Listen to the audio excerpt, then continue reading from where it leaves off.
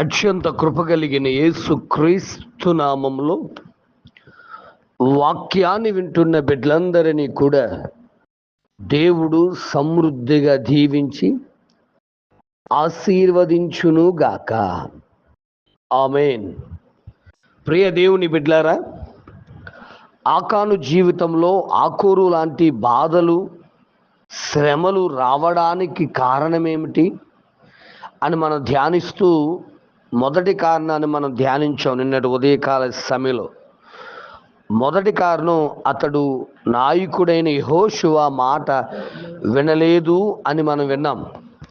రెండవది మనం చూసినప్పుడు యెహోషువ గ్రంథం 7వ అధ్యాయము 21వ వచనాన్ని చూస్తే, దోపుడు సొమ్ములో ఒక మంచి షేనారు పై వస్త్రమును, 200 తులముల వెండిని, 50 తులముల ఎత్తుగల ఒక బంగారు కమ్మిని నేను చూచి వాటిని ఆశించి తీసుకొంటిని. ఇదిగో నా డేరాల మధ్య అది భూమిలో దాచబడి ఉన్నది. ఆ వెండి దాని క్రింద ఉన్నదని ఉత్తరమిచ్చి తాను చేసినంతయు ఒప్పుకొనెను. బిడ్డలారా, ఈ మాటలు చూస్తే మనం ఆలోచన చేస్తే, మొదటగా దోపుడు సొమ్మును చూసి, 2 దోపుడు సొమ్మును ఆశించి, 3 దోపుడు సొమ్మును తీసుకొని, తర్వాత ఆ దోపుడు సొమ్మును దాచిపెట్టి, ఇన్ని రకాలుగా అతడు మరి పాపం చేసినట్టుగా మనకు కనబడుతుంది. చివరికి అతనిలో పశ్చాత్తాప జీవితం ఏమీ కనబడట్లేదు. మొదటగా చూశాడు, నిజమే. మరి యెహోషువ కూడా చెప్పాడు, రే బాబు, ఎరుకు ఆకర్షితమైన ప్రాంతం అది, దాంట్లో వస్తువులే కాదు, మనుషులే కాదు, అందరూ మిమ్మల్ని ఆకర్షిస్తూ ఉంటారు, ఆ ఆకర్షణకు లోబడకండి అని యెహోషువ వారికి తెలియచేయడం జరిగింది. నిజమే, ఈ లోకం కూడా మనల్ని ఆకర్షిస్తుంది. నేత్రాశ, శరీరాశ, జీవపు డంభములతో మనల్ని ఆకర్షిస్తుంది. ఈ లోకంలో ఉన్న మనము, మరి ఈ లోకాన్ని చూస్తూ ఉన్న మనము, మరి దాన్ని చూసి ఆశించడం తప్పు. మొదటగా అతడు చూశాడు. ఆలోచన చేయండి. మరి అవ్వమ్మ గారు కూడా ఆదికాండం 3వ అధ్యాయంలో అప్పటి వరకు చూసిందేమో కానీ, మరి ఆ సాతాను ఇది నిజమా అన్నప్పుడు అప్పుడు దాకా లేని అందం, అప్పుడు దాకా లేని రమ్యం, మరి ఆ పండు చూడడానికి రమ్యమైందని, ఆహారానికి మంచిదని, అబ్బో ఎన్నెన్నో గుడ్ క్వాలిటీస్ అక్కడ మరి ఊహించేసుకోవడం 3 ప్రకారం. నిజమే కదా.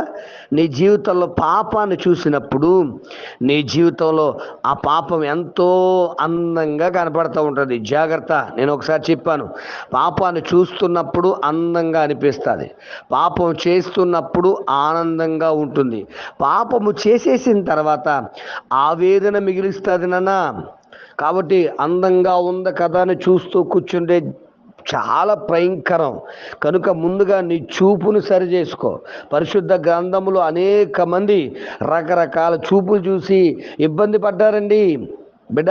అందుకే పరిశుద్ధ గ్రంథం తెలియజేస్తుంది, మరి నువ్వు మోహపు చూపు ఉండకూడదని. మత్తయి సువార్త 5వ అధ్యాయం 26వ వచనంలో మన దేవుడు తెలియజేస్తున్నాడు. మరి సియోను కుమార్తెలు గర్విష్ఠురాండ్రై మరి వార చూపులు చూశారని యెషయా గ్రంథం 3:16లో రాయబడి ఉన్నది. బిడ్డ, నీ జీవితంలో ఏ చూపు కలిగి ఉన్నావు? మరి మొదటి సమూయేలు గ్రంథం 18వ అధ్యాయం 9-10 వచనాల్లో మరి సౌలు గారు దావీదు పట్ల విషపు చూపు ఉన్నాడని మరి దేవుని వాక్యం స్పష్టంగా మాట్లాడుతుంది. అందుకే అంటాడు యోబు గ్రంథం 31:1 ప్రకారం, నేను కన్యకుని ఎలా చూస్తాను, నా కళ్ళుతో నేను నిబంధన చేసుకుంటాను అంటాడు. బిడ్డ, నీ చూపు ఎలాగుంది? నీ చూపు పాపపు చూపుతో ఉందా?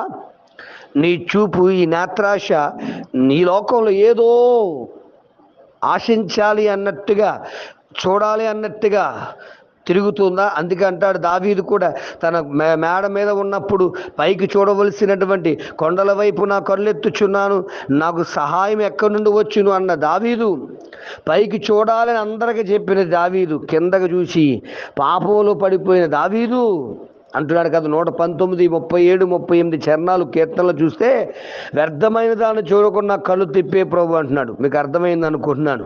కాబట్టి యెహోషువ చెప్పింది ఏంటంటే, అక్కడ ఆ ప్రాంతంలో ఉన్న మనుషులే కాదు, వస్తువులే కాదు, వస్త్రాలే కాదు, ఏదైనా మిమ్మల్ని ఆకర్షించవచ్చు, దానివైపు చూడొద్దు. నిజమే. మరి సొదొమ గొమొర్రా వైపు లోతు గారు చూసి దేవుడు దాన్ని పాడు చేయక ముందు అతనికి ఎలా కనిపించిందంటే, సొదొమ గొమొర్రా దేవుని తోట అయినటువంటి ఏదోను తోటలా కనిపించిందంట. నిజమే.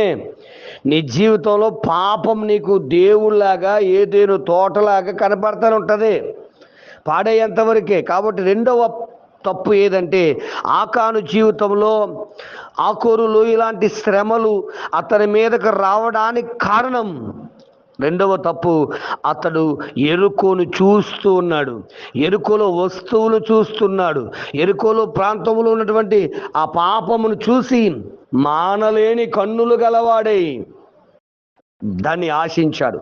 రెండవ భాగం రేపు ఉదయకాల సమయంలో ధ్యానం చేద్దాం. ప్రభువానికి స్తోత్రాలు. యేసు నామములో నీ బిడ్డల కొరకు ప్రత్యేకంగా ప్రార్థిస్తున్నాను.